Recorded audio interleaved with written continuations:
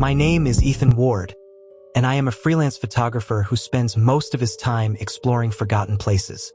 I always travel alone, and I prefer abandoned towns because they feel frozen in time. Last winter, I found a village that wasn't on any map, Hollows Creek. I thought it would be the perfect place to take haunting photographs. But what I found there, I still don't understand it, and I don't think I ever will. This is my story exactly as it happened. I was driving through the cold evening fog when my GPS suddenly froze. The road stretched endlessly ahead, empty and silent. I felt a strange pull in my chest, like something wanted me to keep going. I didn't know where I was, but the name Hollows Creek flashed on an old rusted road sign. I had never heard of it before, yet it felt as if the village had been waiting for me. As I stepped into the village, the air turned heavy and strangely warm. Every house looked abandoned, yet none were damaged or worn. It felt like everyone had left in a hurry, leaving the world paused. My footsteps echoed far louder than they should have. I felt as if unseen eyes watched me from the shadows. I lifted my camera to take my first shot. The moment I pressed the shutter, a cold shiver rushed through my spine. In the preview screen, I saw something strange, an outline of a person standing behind me, though no one had been there. I spun around, but the street was empty. My heart started beating faster. One house stood out from the rest. Its door was bright red, untouched by dust or time. Something about it felt wrong, yet I couldn't stop myself from walking closer. The doorknob felt warm, almost like someone had just held it. I swallowed hard, unsure if I should enter. Inside, the house was strangely clean. My breath echoed in the long hallway, and I felt a faint whisper brush past my ear. It wasn't a voice. It was more like a sigh, soft and sad. The wallpaper looked freshly painted, and yet it smelled like something old and forgotten. I felt the urge to leave, but my legs didn't move. At the end of the hallway was a door with deep scratch marks around the frame. Something or someone had tried to get out. When I touched the handle, it jerked slightly, as if something pulled from the other side. I stumbled back, my heart racing. I knew I wasn't alone inside that house. The ceiling creaked above me. Heavy footsteps paced slowly across the upper floor. The rhythm felt unnatural, uneven, almost limping. I whispered, "Hello?" But there was no answer. The footsteps stopped suddenly, as if whoever or whatever was listening. In one room, I found an old mirror covered with a sheet. When I pulled the cloth away, my reflection didn't move with me. It stood perfectly still, staring without a face. I froze as a chill, sharp as ice, pressed against my back.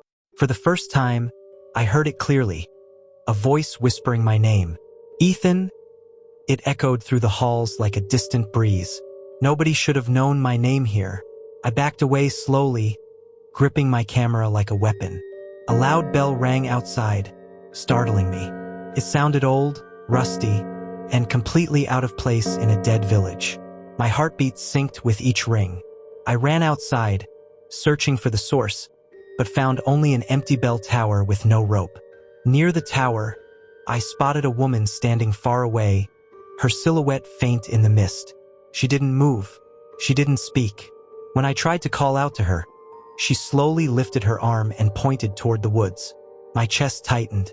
Against my better judgment, I followed the direction she pointed. The woods were unnaturally silent, not even birds or wind.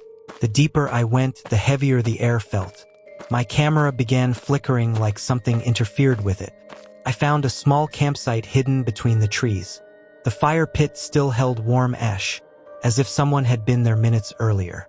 A torn map lay on the ground with one message scribbled, "Don't let them see your face." My hands trembled. A shadow moved between the trees, crawling on the ground like a broken creature. It was fast, silent, and disturbingly wrong. When I aimed my camera at it, the shadow split into two and disappeared. My breath turned sharp and shaky. On a fallen log near the campsite, I found a notebook. The pages were filled with drawings of faceless figures watching from windows and forests. The last page showed a sketch of a person holding a camera, someone who looked exactly like me. As I stood frozen, I felt warm breath on the back of my neck.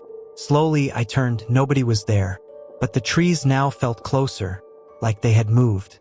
Panic rushed through me, heavy and overwhelming. I ran back toward the village, but something had changed. Houses were now damaged, roof tiles scattered, windows broken. It looked like decades of decay had happened in minutes. My heartbeat thundered in my ears. When I reached the house with the red door, it slowly opened by itself. A cold black mist spilled out. I should have run, but something inside pulled me forward. I felt like the house knew me, like it had been waiting. Inside the house, I found a crowd of silhouettes standing completely still. They had no faces, just smooth shadows where features should be. When I took a step, they all turned toward me at once. My knees almost gave out. Words appeared on the wall behind them, glowing faintly. "Show your face and you stay forever." My chest tightened. I realized why every warning I found told me to hide my face. These things were hunting identity. A mirror stood in the center of the room, cracked and old. My reflection appeared again, still faceless. But this time it raised its hand on its own, pointing at me accusingly. The faceless crowd stepped closer. I bolted out of the house, stumbling into the street. The silhouettes followed, gliding instead of walking. Their bodies stretched unnaturally in the moonlight. I didn't dare look back again. I reached the forest edge, but it wasn't the same. Paths twisted, trees moved like living things. Every direction looked wrong. The air felt thicker, and the world seemed to tilt. I realized I might never leave this place.